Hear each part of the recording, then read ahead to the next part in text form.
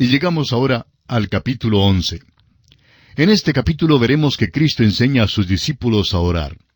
Veremos también que mientras Cristo echa fuera un demonio que era mudo, reprende a los fariseos blasfemos. También notaremos que Jesús indica quiénes son los que serán bienaventurados. Predica al pueblo y reprende la santidad fingida de los fariseos. Las dos parábolas acerca de la oración que aparecen en este capítulo son mencionadas solo por el Dr. Lucas. La mayoría de las parábolas ilustran una verdad por medio de la comparación, pero éstas ilustran ofreciendo contraste. El amigo persistente y el vecino soñoliento que no estaba dispuesto a abrir la puerta a la medianoche ciertamente no ilustran la renuencia de Dios en contestar la oración. Dios siempre está dispuesto a contestarnos y Él nunca duerme. Por otra parte, es un hecho que generalmente nosotros no somos lo suficientemente persistentes en la oración. En la segunda parábola, es un hecho que un padre humano nunca le daría a su hijo una piedra en lugar de pan. Dios no solo es tan bueno como un padre humano, sino que es mucho mejor. Repetimos, pues, que estas dos parábolas ilustran una verdad por medio del contraste. Comencemos ahora nuestro estudio de este capítulo, leyendo los primeros 4 versículos, donde Jesús enseña a sus discípulos a orar contando estas dos parábolas, la del amigo inoportuno y la del buen padre. Leamos pues los versículos 1 al 4 de este capítulo 11 de San Lucas. Aconteció que estaba Jesús orando en un lugar, y cuando terminó, uno de sus discípulos le dijo, Señor, enséñanos a orar, como también Juan enseñó a sus discípulos. Y les dijo, Cuando oréis, decid, Padre nuestro que estás en los cielos, santificado sea tu nombre. Venga tu reino, hágase tu voluntad como en el cielo, así también en la tierra. El pan nuestro de cada día, dánoslo hoy. Y perdónanos nuestros pecados, porque también nosotros perdonamos a todos los que nos deben. Y no nos metas en tentación, mas líbranos del mal. Esta sección importante trata la oración como no es tratada en ninguna otra parte de los Evangelios. Puede que parezca semejante a otras porciones de los Evangelios, pero realmente es diferente. Y es tan diferente que hay quienes creen que este pasaje es una inserción, una intrusión que se ha añadido al relato cronológico del ministerio de Cristo. Bueno, es verdad que no corresponde al relato cronológico, pero esto no es lo esencial. Este pasaje sugiere algunas inferencias muy interesantes. Su discípulo quería saber cómo orar porque había oído orar a Cristo. El hecho es que el Señor acostumbraba a apartarse para orar. Evidentemente, uno de los discípulos oyó por casualidad la oración, y de allí le nació el deseo de orar como Cristo. Y precisamente en este momento, amigo oyente, el Señor Jesucristo está a la diestra de Dios intercediendo por nosotros. Así que todavía es una buena idea pedirle que nos enseñe a orar. Una petición muy apropiada sería, Señor, enséñanos a orar. Muchas veces en las experiencias de mi vida no he sabido cómo orar, y solamente he podido decir, Nuestro Padre Celestial. Y amigo oyente, esto es suficiente. Dios nos conoce y nos comprende. Notemos bien que este discípulo no pidió simplemente cómo orar. El Señor había predicado todo un sermón sobre este tema en su Sermón del Monte. Este discípulo no estaba pidiendo una técnica, ni un sistema, o una forma de arte, ni un ritual que seguir para poder orar debidamente. No se trataba de cómo orar, sino de enséñame a orar. Es decir, que él quería orar como Cristo oraba. Muchas personas recitan sus oraciones. Es como decir un amén al final del día cuando uno se prepara para dormir. Pero lo que necesitamos, amigo oyente, es que alguien nos enseñe a orar. No simplemente a recitar oraciones, sino a acercarnos realmente a Dios y a conversar con Él. Continuamos hoy, amigo oyente, nuestro estudio del capítulo 11 del Evangelio según San Lucas, que iniciamos en nuestro programa anterior. Y como usted recordará, leímos los primeros 4 versículos, donde uno de los discípulos del Señor le pide que les enseñe a orar. Y dijimos que este pasaje sugiere algunas inferencias muy interesantes. Su discípulo quería saber cómo orar porque había oído orar a Cristo. El hecho es que el Señor acostumbraba apartarse para orar. Evidentemente, uno de los discípulos oyó por casualidad la oración, y de allí le nació el deseo de orar como Cristo. Señalamos también que el discípulo no pidió simplemente aprender cómo orar. El Señor había predicado todo un sermón sobre este tema en su Sermón del Monte. Este discípulo no estaba pidiendo una técnica, ni un sistema, o una forma de arte, ni un ritual que seguir para poder orar debidamente. No se trataba de cómo orar, sino de simplemente aprender a orar. Quería orar como Cristo oraba. Muchas personas recitan sus oraciones. Es como decir un amén al final del día cuando uno se prepara para dormir. Pero lo que necesitamos, amigo oyente, es que alguien nos enseñe a orar, no simplemente a recitar oraciones, sino en realidad a acercarnos a Dios y a conversar con Él. Ahora tome nota que este discípulo le pidió al Señor, enséñanos a orar como también Juan enseñó a sus discípulos. Este es un vistazo a vuelo de pájaro de Juan el Bautista. Es un vistazo a su vida que no esperábamos tener. Es como una mirada de despedida, porque esto es lo último que se dice en la Biblia en cuanto a Juan. Es como si esta fuese la última foto que se haya tomado de él. Ahora, ¿qué es lo que vemos? Vemos a Juan como hombre de oración. Enséñanos a orar, dijo el discípulo, como también Juan enseñó a sus discípulos. ¿Dirá alguien lo mismo en cuanto a usted, amigo oyente, o en cuanto a mí? Todos los grandes siervos de Dios han sido hombres de oración. Las vidas infructuosas de los cristianos y la inactividad de la iglesia hoy en día se debe precisamente a nuestra falta de oración. Y ese es nuestro problema hoy en día. Ahora, como respuesta a su petición, el Señor les da una oración modelo. Pero no creemos que la intención de Cristo haya sido que ésta llegara a ser la oración que oímos decir tantas veces en los cultos. No es algo escrito en un estilo pomposo, ni es apropiada para recitar en público. Debe ser una oración espontánea, íntima y personal, como si fuese una conversación. Creemos que debemos acercarnos solos y hablar con Dios como un hijo habla con su padre. Dios el Padre me conoce y no creo que quiera que cuando me acerque para hablarle, adopte una actitud pretenciosa o que hable en un tono fingido. Creo que Dios quiere que yo hable con Él como siempre hablo, como de costumbre. Dios no quiere que seamos verbosos, es decir, que seamos profusos en palabras.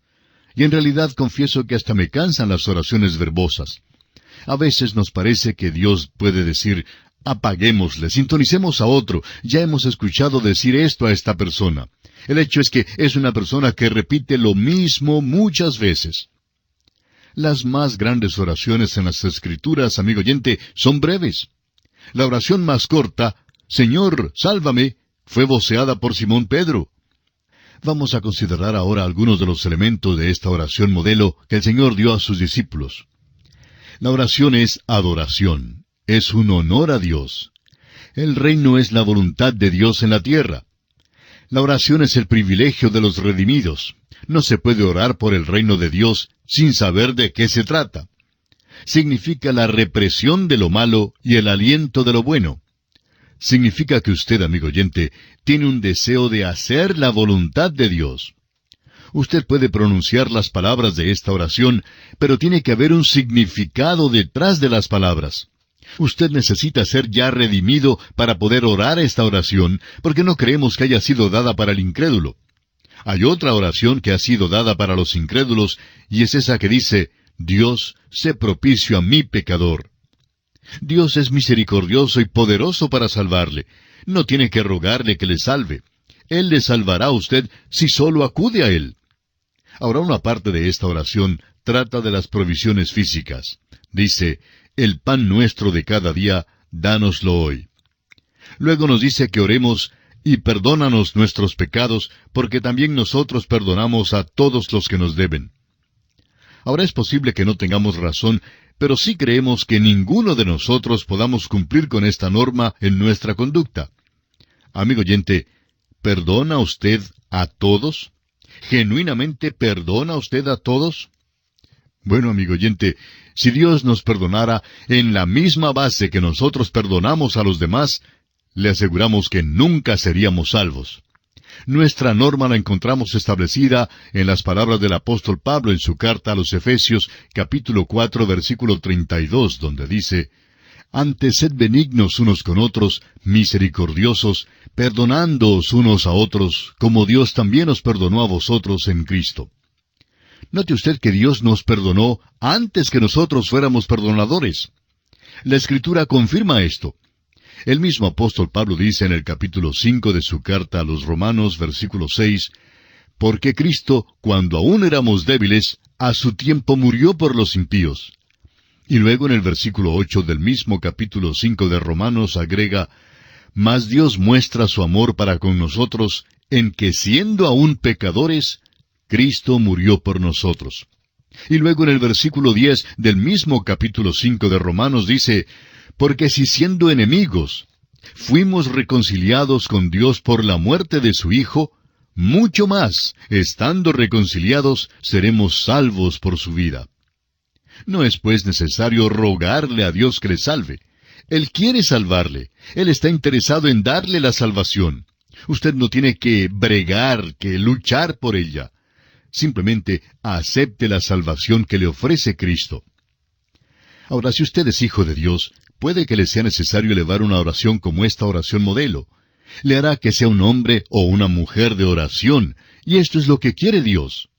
No nos hace tanta falta más predicadores, ni más iglesias, ni más misioneros. Lo que nos falta, amigo oyente, es más personas que sepan orar que las que tenemos en nuestras iglesias. Si tenemos más personas que sepan orar, habrá más predicadores, más iglesias y más misioneros. Ahora, Dios no ha terminado con el tema de la oración en este capítulo. Solo Lucas relata la parábola siguiente, que enfoca en una forma un poco diferente el tema de la oración, y al hacerlo vierte mucha luz adicional sobre este tema. Se trata de una parábola de contraste, y la encontramos aquí en los versículos 5 al 7 de este capítulo 11 de Lucas. Y a propósito, ¿todavía tiene su Biblia abierta en esta porción? Bueno, espero que sí, porque es esencial que usted continúe con nosotros paso a paso, leyendo juntamente con nosotros los versículos que vamos considerando, para que así pueda participar de una manera total y completa en el estudio que estamos llevando a cabo. Bien, en los versículos 5 al 7 de este capítulo 11 de Lucas leemos: «Les dijo también: ¿Quién de vosotros que tenga un amigo va a él a medianoche y le dice: Amigo, préstame 3 panes, porque un amigo mío ha venido a mí de viaje, y no tengo qué ponerle delante? Y aquél, respondiendo desde adentro, le dice: No me molestes, la puerta ya está cerrada, y mis niños están conmigo en cama, no puedo levantarme y dártelos». Permítanos actualizar esta parábola. Supóngase usted que un hombre, su señora y sus niños viven ahí en su ciudad, y que reciben una carta de la madre de la señora informándoles que ella viene para hacerles una visita. Ella dice que llegará en cierto día por la tarde. La familia decide que la llevará a cenar a un restaurante cuando llegue. Por fin el gran día llega, pero la suegra no aparece. La tarde pasa y se hace de noche, y por fin reciben una llamada telefónica, y la suegra les explica que su carro le ha dado dificultades. Por fin llega a altas horas de la noche, y el yerno le pregunta así casualmente: ¿Ha cenado? Ella responde que no ha cenado y que tiene mucha hambre. Pues usted sabe cómo son las suegras. Puesto que no hay nada en la casa para comer, el yerno decide ir a la casa del vecino para pedirle prestado alguna comida. Su vecino dice: «Espera hasta mañana, hombre. No estás hambriento. Me he acostado y también los niños. Vete a tu casa». Ahora el versículo 8 de Lucas capítulo 11 dice: «Os digo que aunque no se levante a dárselos por ser su amigo, sin embargo, por su importunidad, se levantará y le dará todo lo que necesite». Ahora el hombre de nuestra historia dice: «Pero vecino, tú no conoces a mi suegra. Por favor, levántate». Y así continúa golpeando la puerta, y por fin el vecino se levanta y le da lo que pide. Luego encontramos otra parábola de contraste. Los versículos 9 y 10 de este capítulo 11 de Lucas dicen: «Y yo os digo, pedid y se os dará, buscad y hallaréis, llamad y se os abrirá, porque todo aquel que pide recibe, y el que busca halla, y al que llama se le abrirá». Amigo oyente, ¿Cree usted que Dios está dormido? ¿Cree usted que ya se ha acostado cuando usted ora y que no le puede despertar? ¿Cree que a Él no le agrada contestar sus oraciones? Amigo oyente, Dios quiere contestar todas nuestras oraciones y las contestará. Eso es lo que nos enseña esta parábola. Es una parábola de contraste y no de comparación. No tenemos que asaltar las puertas del cielo ni derribarlas para llamarle la atención a Dios. Dios no está mal dispuesto a escucharnos ni mal dispuesto a contestarnos. Dios nos dice en Isaías 65:24, «Y antes que clamen, responderé yo. Mientras aún hablan, yo habré oído». Dios quiere oír y contestar. Algunos creen que Dios no contesta la oración, pero quizás sea que ellos no están dispuestos a aceptar la respuesta de Dios. A veces Dios dice que no. Nuestro problema es que no nos gusta aceptar un no como respuesta. Pero Dios siempre oye las oraciones de los suyos y las contesta, pero la mayoría de las veces tiene que contestar que no. Él dice, no estás orando por lo que es lo mejor para ti. He aprendido, amigo oyente, durante los años pasados, que la mejor respuesta que Dios ha dado a muchas de mis peticiones ha sido precisamente que no. No es pues necesario que asaltemos las puertas del cielo para lograr que Dios conteste nuestras oraciones. Dios no se ha acostado. La puerta está bien abierta y Él dice, llamad, buscad y pedid. Llévele pues todo a Dios en oración, amigo oyente, y Él le dará lo mejor. Ahora leamos el versículo 11 de Lucas capítulo 11. ¿Qué padre de vosotros, si su hijo le pide pan, le dará una piedra? ¿O si pescado, en lugar de pescado, le dará una serpiente? Ahora, antes de que procure acercarse a Dios en oración, cerciórese de que Él realmente es su Padre. Juan 1:12 dice, «Mas a todos los que le recibieron, a los que creen en su nombre, les dio potestad de ser hechos hijos de Dios». Creyendo que el Señor Jesucristo murió por usted y que resucitó para su justificación, esto le hace un hijo de Dios. Cuando usted confía en Cristo como su Salvador, entonces es bautizado con el Espíritu de Dios en el cuerpo de Cristo. Y entonces usted es un hijo que puede acudir a Dios y llamarle Padre. Si pide pues a su Padre pan, no le dará una piedra. Y si le pide un pescado, no le dará una serpiente. Ahora los versículos 12 y 13 dicen, «¿O si le pide un huevo, le dará un escorpión? Pues si vosotros, siendo malos, sabéis dar buenas dádivas a vuestros hijos, ¿cuánto más vuestro Padre Celestial dará el Espíritu Santo a los que se lo pidan?» Fue en esa ocasión que Jesús les dijo a sus discípulos que pidieran el Espíritu Santo. Y que sepamos, ellos nunca pidieron el Espíritu. Más tarde, Cristo dijo en Juan 20:22, «Recibid el Espíritu Santo». Es que necesitaban el Espíritu de Dios aún en estos días de transición cuando los acompañaba el Hijo de Dios. Luego, en el gran día de Pentecostés, vino el Espíritu Santo y les bautizó en el cuerpo de creyentes, o sea, en el cuerpo de Cristo. En aquel día fueron llenados con el Espíritu Santo. Y es esa plenitud la que todos nosotros necesitamos. Todos los creyentes hemos sido bautizados en el cuerpo de Cristo. El apóstol Pablo lo confirma cuando dice en el capítulo 12 de su primera carta a los Corintios, versículo 13, «Porque por un solo Espíritu fuimos todos bautizados en un cuerpo, sean judíos o griegos, sean esclavos o libres. Y a todos se nos dio a beber de un mismo Espíritu». Y llegamos ahora a otro aspecto importante. A Jesús le acusan de echar fuera demonios por medio del poder de Beelzebú. Este incidente también es contado en el Evangelio según San Mateo, capítulo 12, versículos 24 al 30, y también en el Evangelio según San Marcos, capítulo 3, versículos 22 al 30. De este relato ha surgido la noción del llamado pecado imperdonable. Pero deseamos aclarar que no hay ningún pecado imperdonable hoy en día. Leamos pues los versículos 14 al 20 de este capítulo 11 de San Lucas. Estaba Jesús echando fuera un demonio que era mudo, y aconteció que salido el demonio, el mudo habló, y la gente se maravilló. Pero algunos de ellos decían, por Beelzebú, príncipe de los demonios, echa fuera a los demonios. Otros, para tentarle, le pedían señal del cielo. Mas él, conociendo los pensamientos de ellos, les dijo, todo reino dividido contra sí mismo es asolado, y una casa dividida contra sí mismo cae. Y si también Satanás está dividido contra sí mismo, ¿cómo permanecerá su reino? Ya que decís que por Beelzebú echo yo fuera los demonios.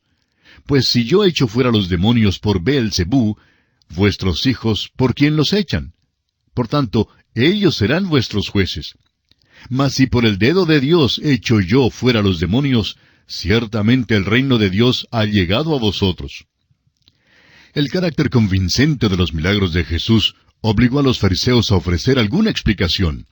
No podían negar la existencia de los milagros cuando ocurrían delante de sus propios ojos. Pero lo que hicieron fue usar las explicaciones más viles y blasfemas para tratar de explicar los milagros de Jesús. No negaron que habían ocurrido estos milagros, sino que alegaron que se habían hecho por medio del poder del diablo. Esta es la blasfemia contra el Espíritu Santo, y es lo que conocemos como el pecado imperdonable. La lógica misma nos conduce a ver que si en los días de la presencia de Cristo aquí en la tierra, el atribuir sus milagros al poder de Satanás en lugar del poder del Espíritu Santo era el cometer el pecado imperdonable, luego, recíprocamente, su ausencia, es decir, la ausencia corporal de Jesucristo hoy en día, hace imposible que nosotros cometamos el pecado imperdonable.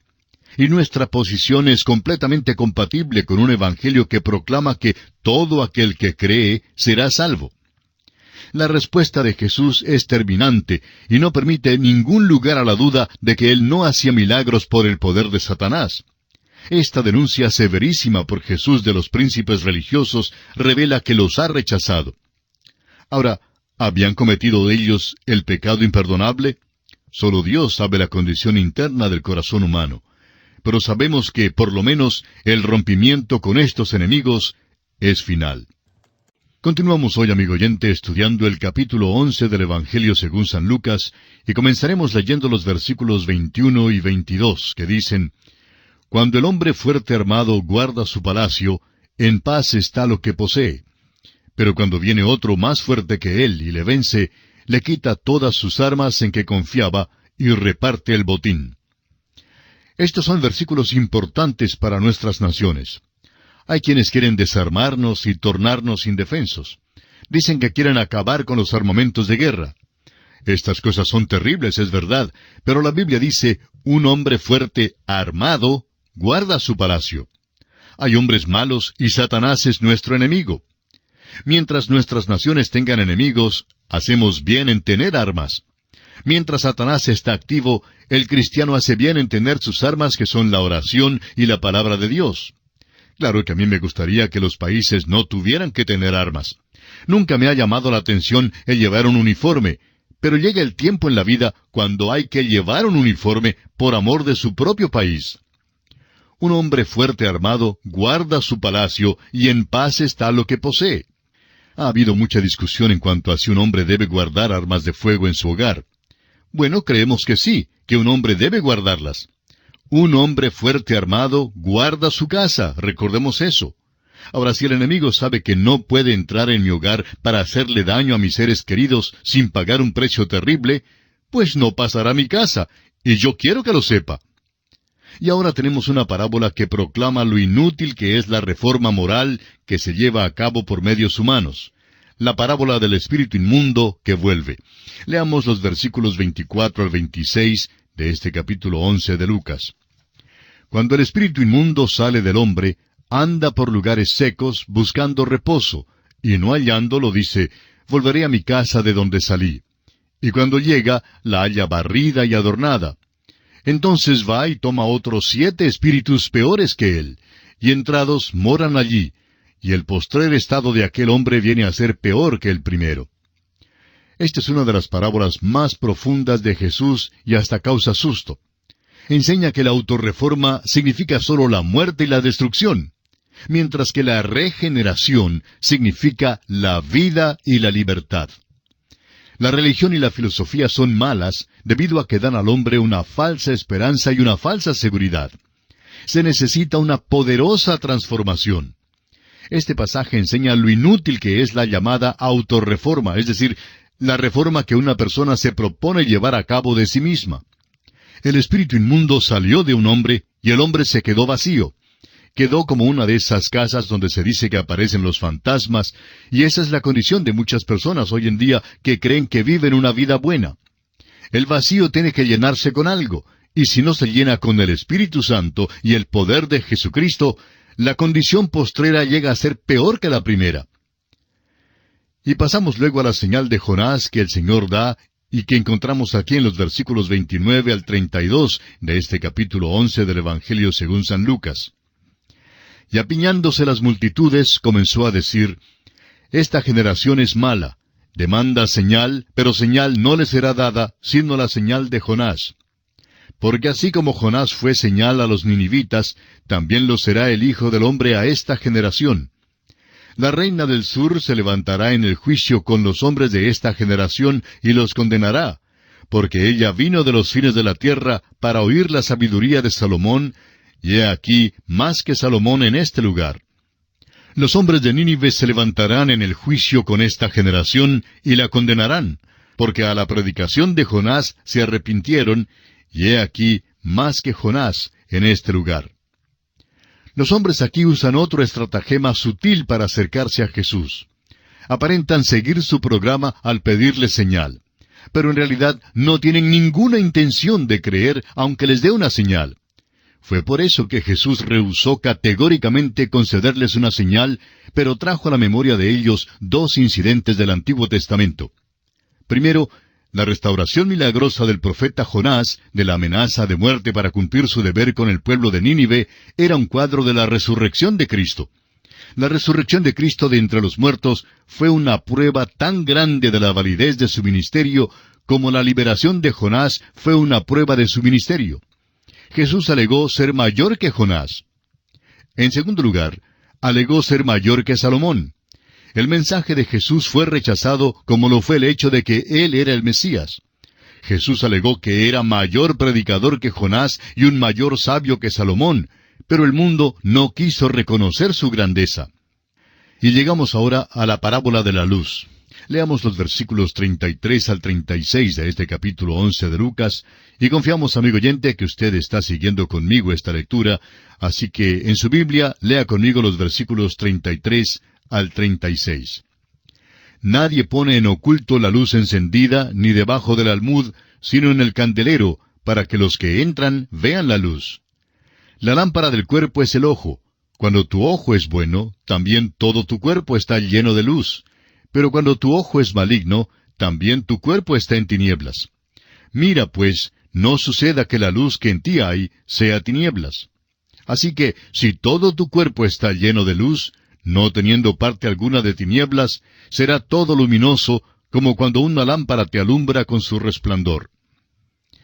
Esta parábola de la luz es una parábola de acción.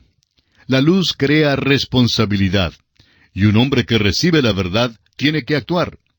Somos responsables, amigo oyente, según el grado de luz que se nos haya dado. Y llegamos ahora a otro aspecto importante. Jesús denuncia a los fariseos. Leamos los versículos 37 al 42 de este capítulo 11 de San Lucas. Luego que hubo hablado, le rogó un fariseo que comiese con él. Y entrando Jesús en la casa, se sentó a la mesa. El fariseo, cuando lo vio, se extrañó de que no se hubiese lavado antes de comer. Pero el Señor le dijo, «Ahora bien, vosotros los fariseos limpiáis lo de fuera del vaso y del plato, pero por dentro estáis llenos de rapacidad y de maldad. Necios, el que hizo lo de fuera, ¿no hizo también lo de adentro? Pero dad limosna de lo que tenéis, y entonces todo os será limpio. Mas ay de vosotros, fariseos, que diezmáis la menta y la ruda y toda hortaliza, y pasáis por alto la justicia y el amor de Dios. Esto os era necesario hacer sin dejar aquello». Estos príncipes religiosos se hallaban en un lugar de autoridad y controlaban el manejo de las Escrituras del Antiguo Testamento. Ocupaban la misma posición que ocupan los líderes de la Iglesia hoy en día. Los hombres acudían ante ellos para la interpretación de la verdad. Ahora su enseñanza era buena, pero sus vidas eran malas. Ponían el énfasis en las cosas materiales en lugar del propósito espiritual para el cual debían ser usadas. Ellos mismos no vivían según las enseñanzas de las Escrituras. Y por eso el Señor lanza contra ellos estos ayes que continúan aquí en los versículos 43 y 44. Ay de vosotros, fariseos, que amáis las primeras sillas en las sinagogas y las salutaciones en las plazas. Ay de vosotros, escribas y fariseos, hipócritas, que sois como sepulcros que no se ven, y los hombres que andan encima no lo saben. El Señor fue severo con estos abogados, ¿no le parece? Ahora, note usted los versículos 45 y 46 de Lucas capítulo 11. Respondiendo uno de los intérpretes de la ley, le dijo, Maestro, cuando dices esto, ¿también nos afrentas a nosotros? Y él dijo, Ay de vosotros también, intérpretes de la ley, porque cargáis a los hombres con cargas que no pueden llevar, pero vosotros ni aun con un dedo las tocáis. ¿Sabe que una cosa es decirle a los demás lo que deben hacer, y muy otra es hacerla uno mismo? Y esa es otra cosa de la cual debemos tener mucho cuidado, y es cerciorarnos de no predicar algo que no sea parte de nuestra propia experiencia. Y eso es lo que el Señor está diciendo aquí.